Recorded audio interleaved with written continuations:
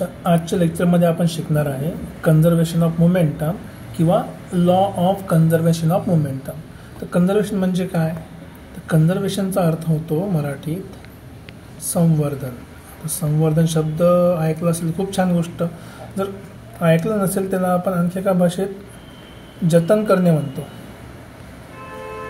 जतन करणे आठवण नसेल तर जपणे ऐकलं असेल. एखादी गोष्ट आपण जपतो, बरोबर, जपणे म्हणा, किंवा त्याला सेफ ठेवणं. नाही तर आणखी एक उदाहरणार्थ आपण काय म्हणू की आहे तसे ठेवणे. आता आहे तसं ठेवायचं आहे, पण काय ठेवायचं आहे? मोमेंटम तर आठवत असेल तुम्हाला. मोमेंटम काय होतं की मोमेंटम त्याला आपण काय नाव देतो? पी. हा कशावर डिपेंडेंट होता? Mass into velocity. आणि हा मोमेंटम केव्हा येते? जेव्हा एखाद्या ऑब्जेक्टवर आपण फोर्स लावतो. ज्या ऑब्जेक्टला मास आहे, एखाद्या ऑब्जेक्टवर आपण फोर्स लावतो, त्याला मास आहे.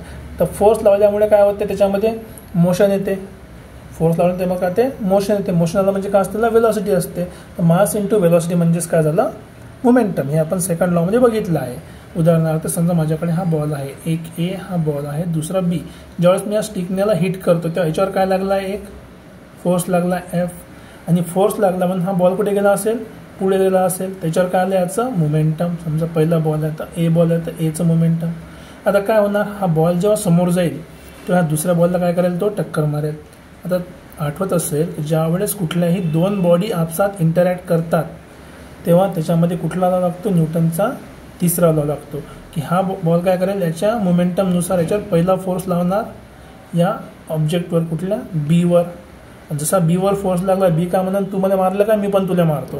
तर बी त्याच्यावर काय करणार? रिटर्न फोर्स लावणार. पहिले एनं फोर्स लावला बीवर आणि बीनं मग त्याच्यावर परत काय लावला? रिटर्न फोर्स लावला. जसं हे इंटरॅक्शन झालं तर काय होते? हा काय करते? याची स्पीड या बॉलला ट्रान्सफर करते. हा बॉल थोडंसं थांबून जाते किंवा मागे जाते आणि हा बॉल आपला पुढे जाते, बीवाला. आता असं का बरं होते? परत इथे सेकंड लॉ लागते की ज्या डायरेक्शननं आपला फोर्स लागला त्या डायरेक्शननं आपला बॉल काय होणार?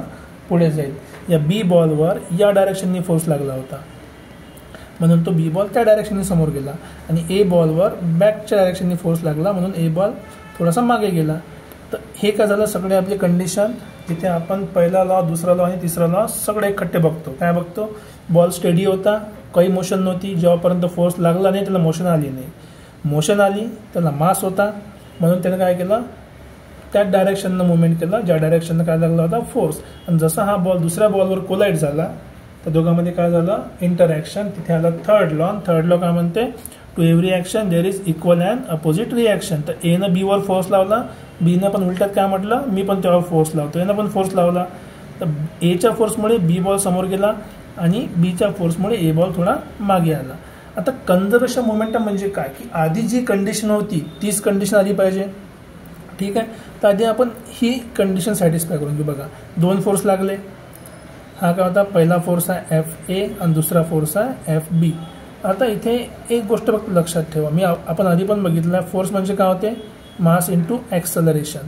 आणि ॲक्सलरेशन काय आहे?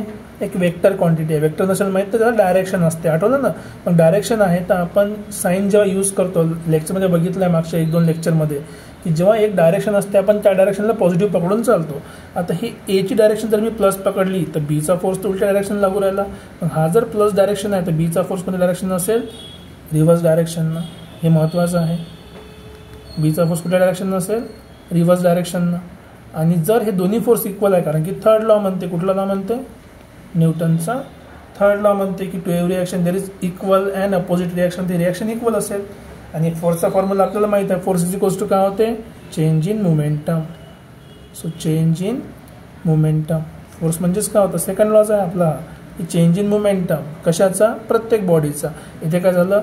चेंज इन मोमेंटम म्हणजे P2 final momentum minus initial P1. कशाचं? हे ए बॉडीचं. बरोबर काय होणार? मायनस तर ऑलरेडी बाहेर आहे.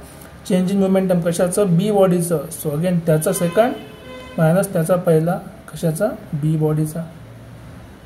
ठीक आहे. हा आपला फॉर्म्युला झाला. आता सध्याच्या केसमध्ये आपल्याला माहिती नाही की याची वेलॉसिटी काय आहे, तर आपण ॲज्युम करू काहीतरी सॉल्व करायला. चला ॲज्युम करू की सुरुवातीला ए बॉलची वेलॉसिटी होती U1, इनिशियल आहे म्हणून U1. बीची पण वेलॉसिटी काय होणार? 1 पकडण्यापेक्षा चल ठीक आहे, काही प्रॉब्लेम नाही. इनिशियलला आपण यू पकडलं तर पहिल्या बॉडीसाठी 1 पकडलं, दुसऱ्या बॉडीसाठी 2 पकडलं. आता कोलिजन झालं. कोलिजन नंतर काय झाली, स्पीड चेंज झाली.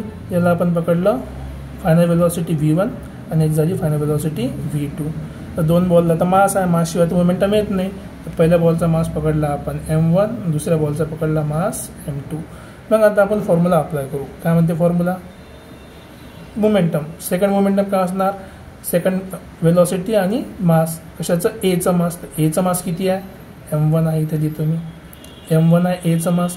आणि त्याची कोणती वेलोसिटी पाहिजे आपल्याला, फायनल वेलोसिटी. तर फायनल वेलोसिटी कुठे गेली, ती होती v1.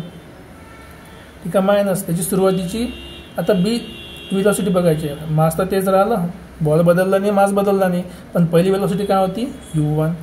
ठीक आहे, हे इक्वल टू कशाचे आहे, मायनस.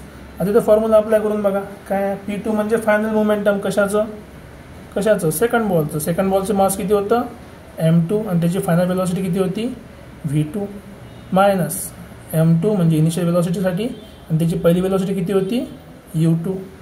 आता सिम्पल आहे, मायनसने आतमध्ये मल्टिप्लाय करा, तुम्हाला मिळेल minus m2 v2 minus minus plus झाला m2 u2, आणि इथे m1 v1 minus m1 u1. काय करणार आम्ही, इनिशियल कंडिशन एका साईडला करणार, फायनल कंडिशन एका साईडला करणार. आता इथं बघा, ही आहे इनिशियल कंडिशन, ही आहे इनिशियल कंडिशन, ह्या दोन आहे फायनल कंडिशन. तर याला इकडे घेऊन आलो मी ट्रान्सफर करायला, आणि याला तिकडे घेऊन गेलो ट्रान्सफर करायला. मग बघा आपल्याला काय मिळालं, की हा मास इकडे आला, तर हा झाला m1 v1, हे इकडे आलं तर मायनसचा प्लस झाला m2 v2 इक्वल्स टू, हे ऑलरेडी मायनस होतं, तिकडे गेल्यावर प्लस होईल. So m1 v1 plus, sorry not v, m1 u1, आणि हा झाला m2 u2. आता बघा हे काय सगळं मोमेंटम आहे, कशाचं, पूर्ण ऑब्जेक्टचं. हे काय मोमेंटम आहे, कशाचं, पूर्ण ऑब्जेक्टचं. यालाच काय म्हणतो आपण, initial momentum equals to final momentum. हे काय झालं आपलं, initial momentum equals to final momentum. Initial equals to final काय आहे, momentum. Initial equal to final मोमेंटमला आपण काय म्हणतो, जर दोन्ही गोष्टी सारख्या असेल तर जसा तो आधी होता तसाच तो काय झाला, नंतर पण झाला. त्यावेळेस आपण काय म्हटलं, law of conservation of momentum. ठीक आहे, याच गोष्टीला आपण आणखी एका मेथडनी करू शकतो. की समजा आपल्याला माहीत आहे की तीच कंडिशन आपल्याकडे, की फोर्स माहीत आहे आपल्याला, ए वरचा फोर्स आहे तो कशाच्या बरोबर आहे, मायनस ऑफ बी वरचा फोर्स. फोर्स काय असते, mass into acceleration. So F is equals to लिहितो इथे, एफ इज इक्वल्स टू काय असते, मास इंटू ॲक्सेलरेशन. आता ज्या बॉडीचा फोर्स असेल त्याचं ॲक्सेलरेशन लागेल. म्हणजे ए साठी काय असणार, force of a equals to mass of a into एचं ॲक्सेलरेशन, आणि फोर्स ऑफ बी किती होणार, मास ऑफ बी इंटू बीचं ॲक्सेलरेशन.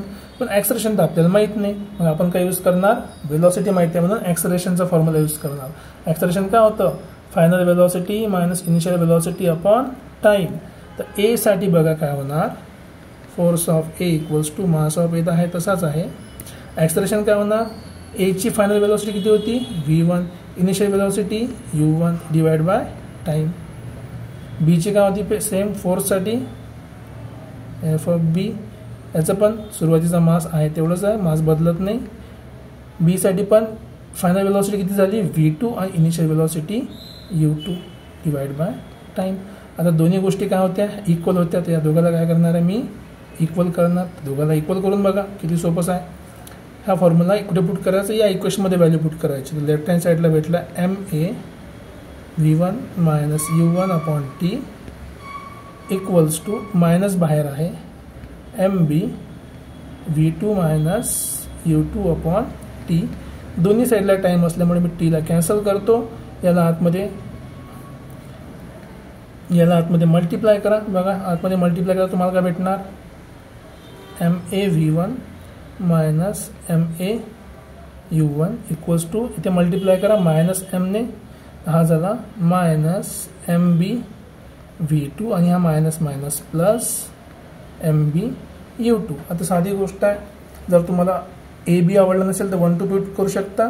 ही नेगेटिव्ह व्हॅल्यू जर मी लेफ्ट साईडला ट्रान्सफर केली तर पॉझिटिव्ह होईल, आणि ही नेगेटिव्ह व्हॅल्यू राईट साईडला ट्रान्सफर केली तर निगेटिव्ह होईल, सॉरी पॉझिटिव्ह होईल. तर त्याच व्हॅल्यू मी ट्रान्सफर करणार आहे बघा. आणि MA च्या ठिकाणी मी 1 लिहितो. MA equals to mass of first object आणि MB equals to mass of second object. जर व्हॅल्यू पुट केली तर बघा M1 V1 ही इकडे आलं, तर B साठी M2 V2 is equals to, हे निगेटिव्ह व्हॅल्यू तिकडे गेल्यावर काय होणार, M1 U1 plus M2 U2. हा झाला आपला फॉर्म्युला कशाचा, law of conservation of momentum. Basically काय म्हणते की सुरुवातीला तुमच्या पूर्ण बॉडीचं ज्याच्यावर तुम्ही लक्ष ठेवून आहे त्याचं जेवढं मोमेंटम होतं हे सुरुवातीचं, तेच काय झालं कोलिजन नंतर फायनल झालं. हा आहे आपला law of conservation of momentum.